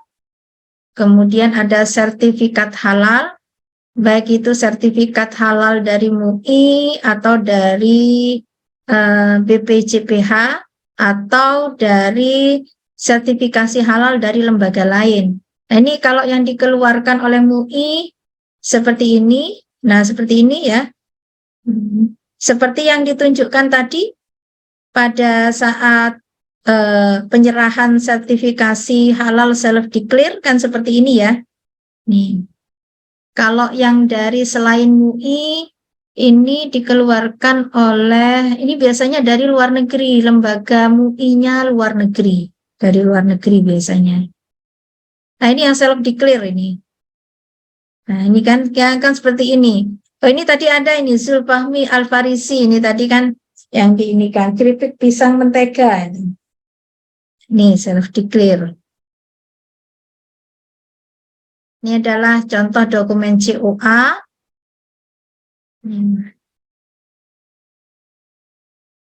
Certificate of Analysis. Nah, ini beberapa contoh sertifikat ya. Kalau flowchart itu ya alur produksi. Tadi kan di alur proses sudah ya. Ya, flowchartnya itu seperti itu.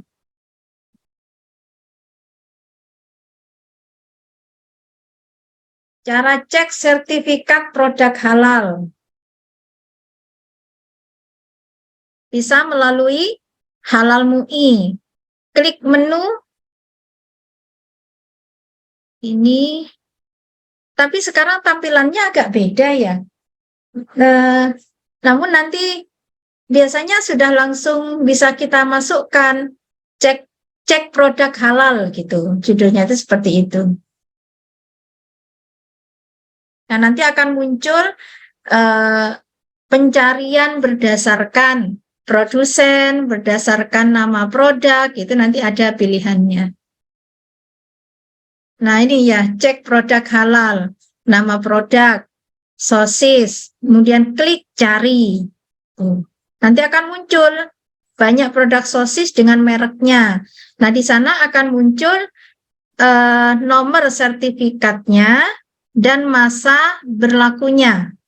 Itu akan muncul di halalmui.org ini. Nah, tapi ini ya mencarinya itu jangan hanya pada nama dengan nama produk sosis. Oh, nggak ada, berarti ini nggak ada gitu ya. Karena terkadang pendaftaran terhadap pendaftaran halal dari produk tersebut pada MUI itu ternyata tidak berdasarkan nama produknya. Tuh. Contoh ini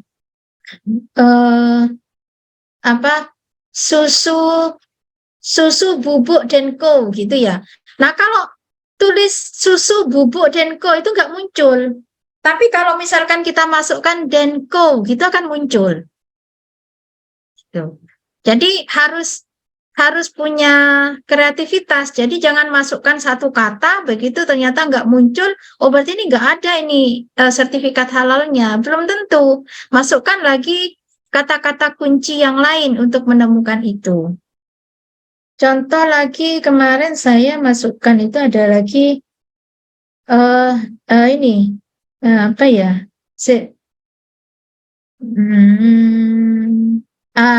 Ini mentega Blue Band itu nggak muncul mentega Blue Band itu.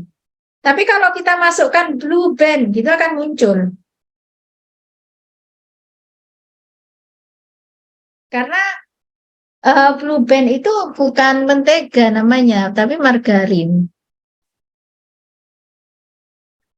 Ada lagi yang gini, minyak goreng, nah itu ya, minyak goreng itu nggak muncul. Misalkan minyak goreng merek apa gitu nggak muncul. Tapi kalau dimasukkan mereknya kadang muncul. Atau sebaliknya dimasukkan mereknya nggak muncul, tapi begitu dimasukkan nama produknya minyak goreng gitu akan muncul. Jadi harus luas cara mencari, memasukkan kata itu. Nah ini ya, nama produk, ada nomor sertifikat. Nah, kalau kita klik detail, ini nanti ada sampai kapan masa berlaku sertifikatnya ini.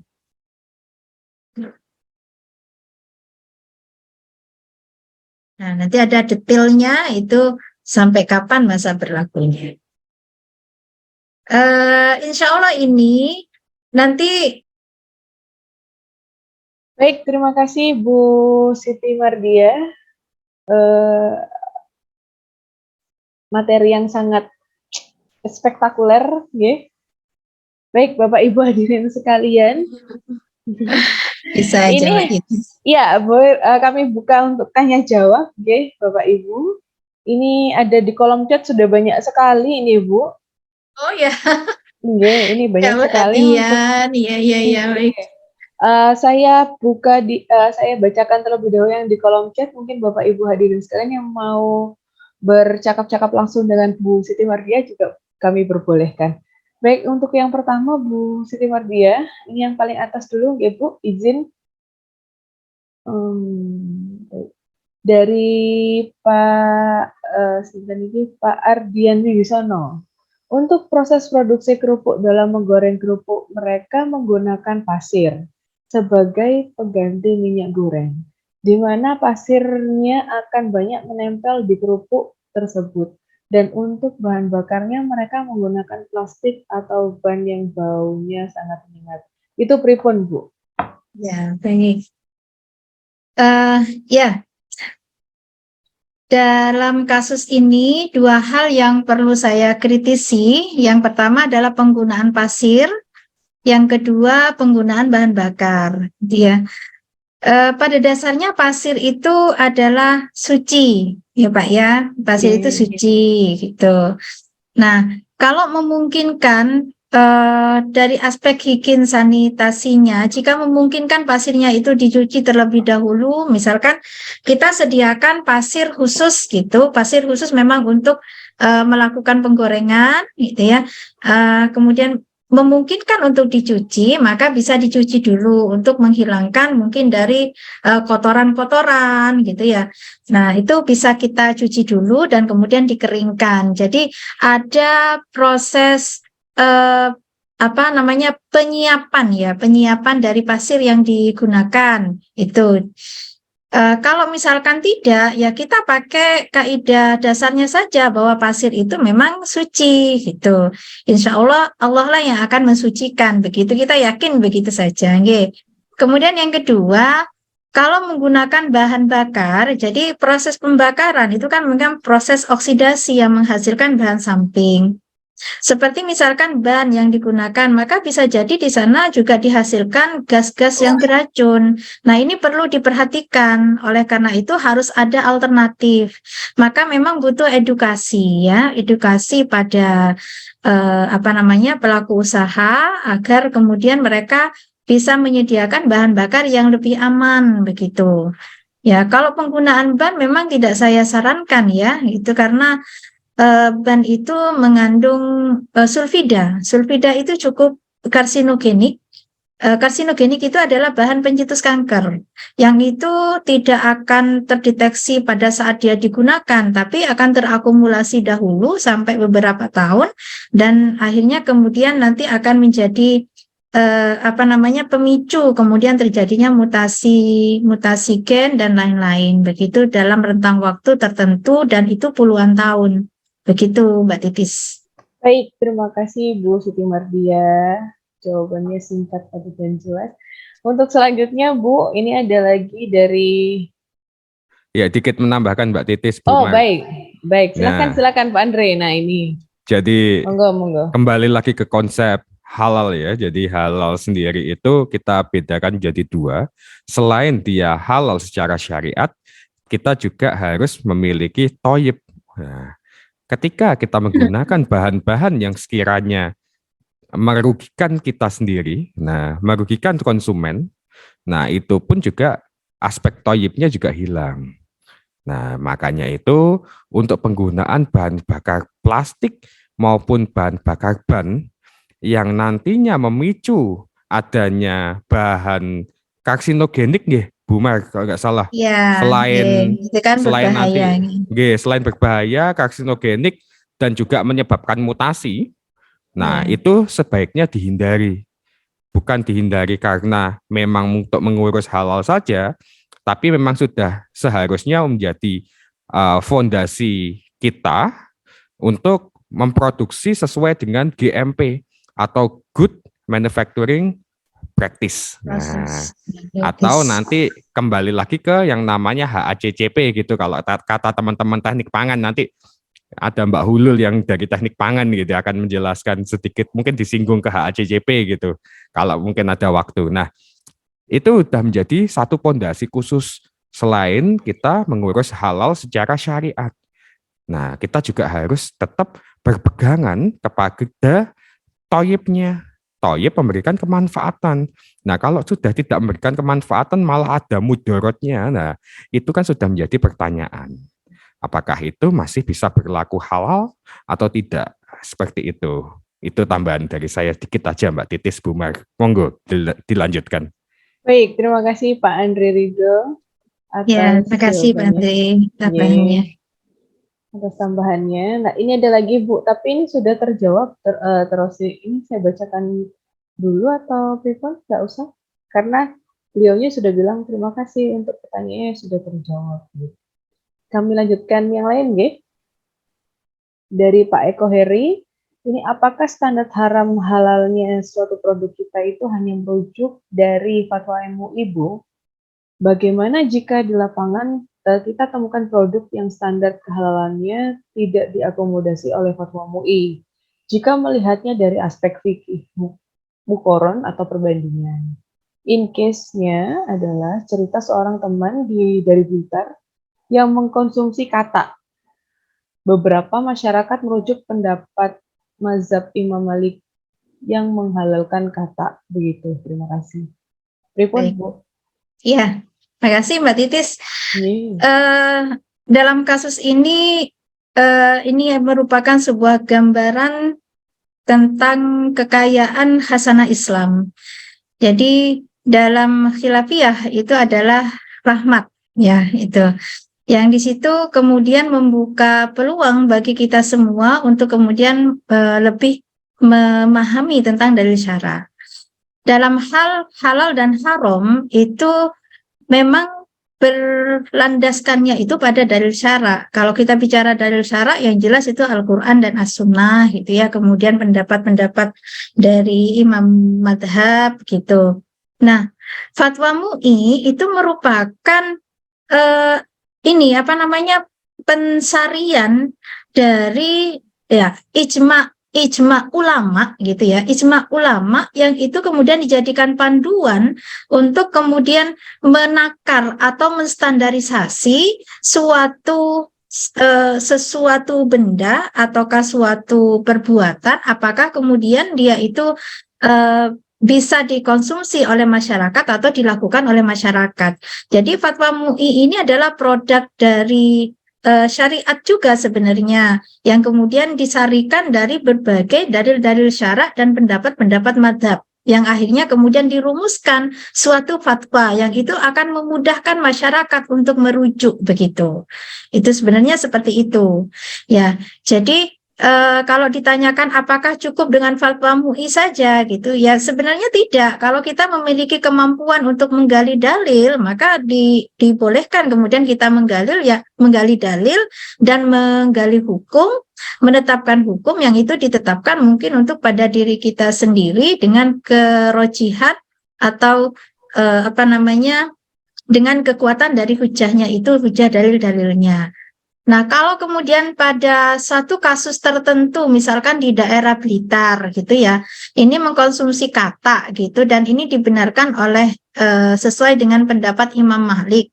Yang pertama, apakah memang pendapat ini rojih, pendapat ini apakah memang kuat?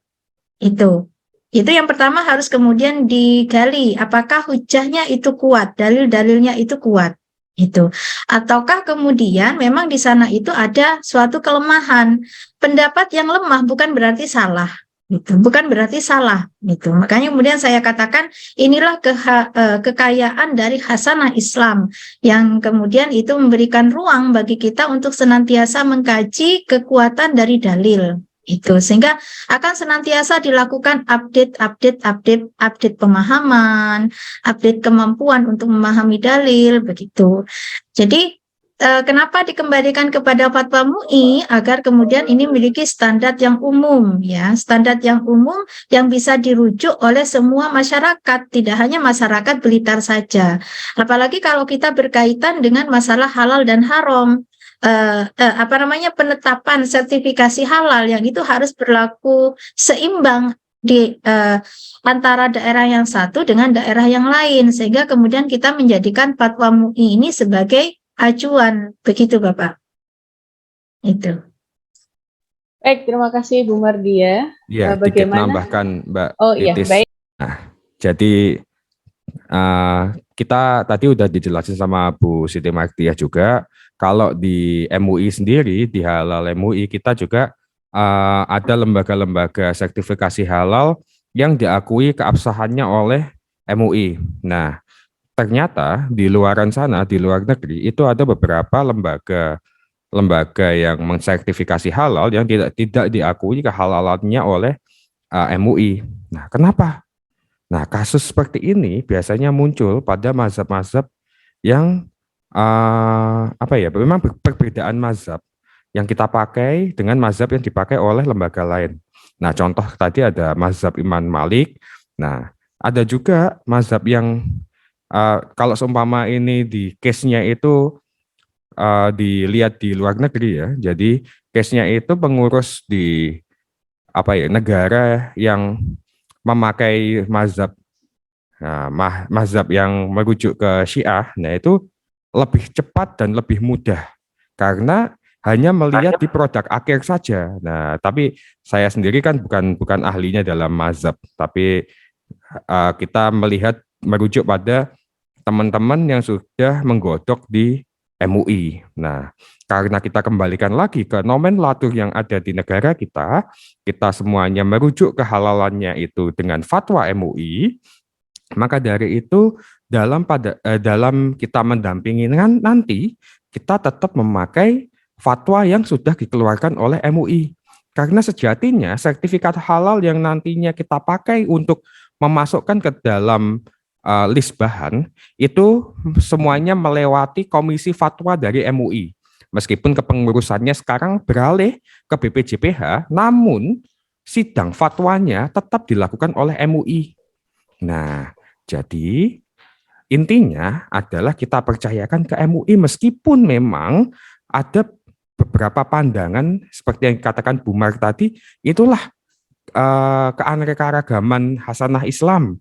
Tapi kembali lagi, untuk menyamakan persepsi dan nomenklatur yang berlaku di Indonesia itu, semua yang fatwa mengenai kehalalan itu dikoordinasikan oleh MUI, maka dari itu kita tetap memakai fatwa MUI. Ngoten Bapak. Jadi meskipun memang banyak case yang di lapangan, nah tapi kita nggak bisa kalau itu keluar fatwa MUI haram.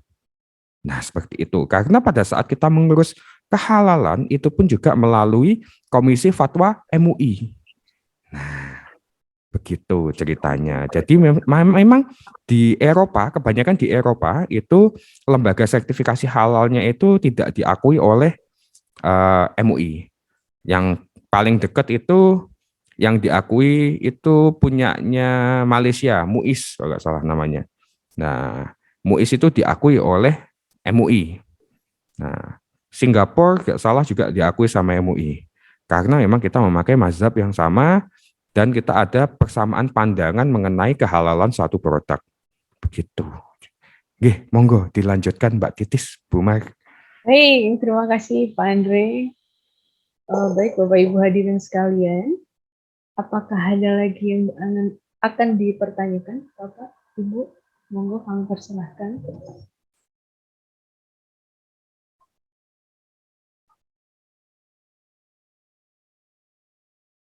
Sepertinya sudah tidak ada pertanyaan lagi, Bu Mar. Bagaimana? Ya. Kita sudahi dulu atau dilanjut lagi, Bu? Mungkin yang perlu saya tekankan Mbak Titis ya, nanti saat pendampingan tidak hanya berfokus pada bahan, tapi juga nanti pada kemasan, kemudian air yang digunakan untuk mencuci, serta cleaning agent yang digunakan.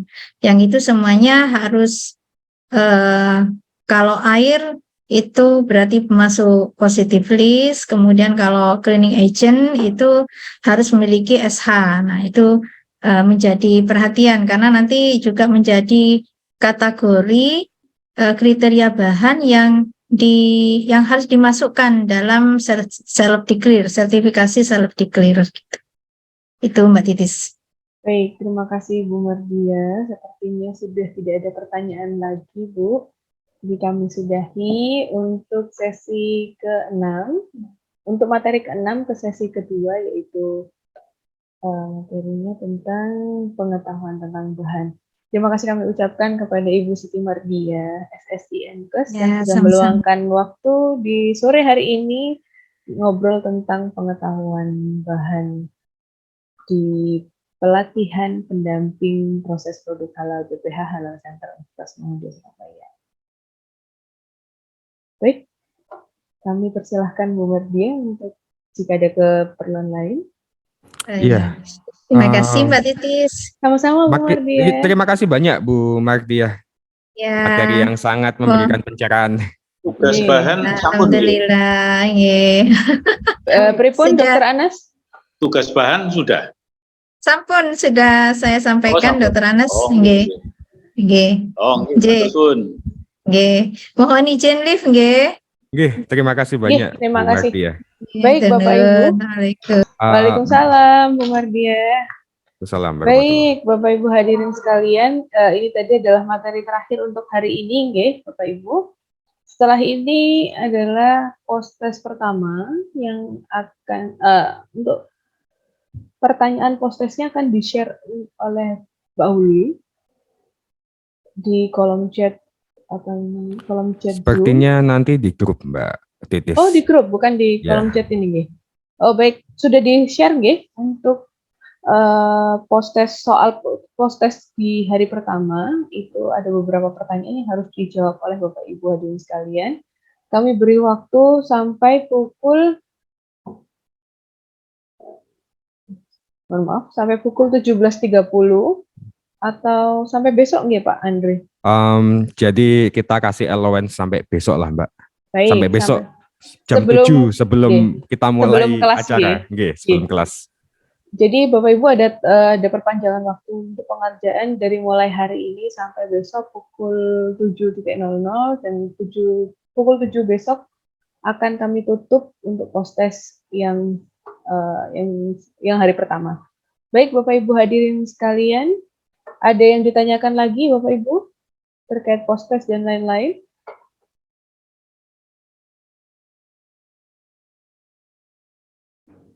Monggo teman-teman peserta, apakah sudah clear untuk post-testnya? Yeah. Jadi sekali lagi kami ingatkan, kriteria kelulusan itu ada 3. Yang pertama adalah kehadiran. Jadi jangan lupa untuk absen di setiap sesi. Kedua itu adalah nilai post-test. Dan yang ketiga itu adalah praktek tugas praktek. Nah, jadi salah satu elemennya di sore ini adalah post-test. Nah, post-testnya itu monggo diselesaikan, dijawab dengan semaksimal mungkin supaya bisa lulus dan nantinya bisa menjadi seorang pendamping proses produk halal. Gitu. Betul sekali. Sepertinya kalau menyimak tadi Pak Andre itu sepertinya sudah ada jawaban di masing-masing materi tadi. Jadi Bapak Ibu jadi enak untuk menjawab post-test hari ini. Begitu nggih? Bapak Ibu, oh ini ada pertanyaan Pak Andre, materi matriks bahan mohon bisa di-share ulang. Oh sudah, alhamdulillah Pak Eko sudah kami share. Semuanya sudah kami share, jadi nanti Pak Eko bisa mereview ulang. Jadi nanti untuk menjawab post-testnya lebih gampang. Begitu. Sampun nggih Bapak Ibu.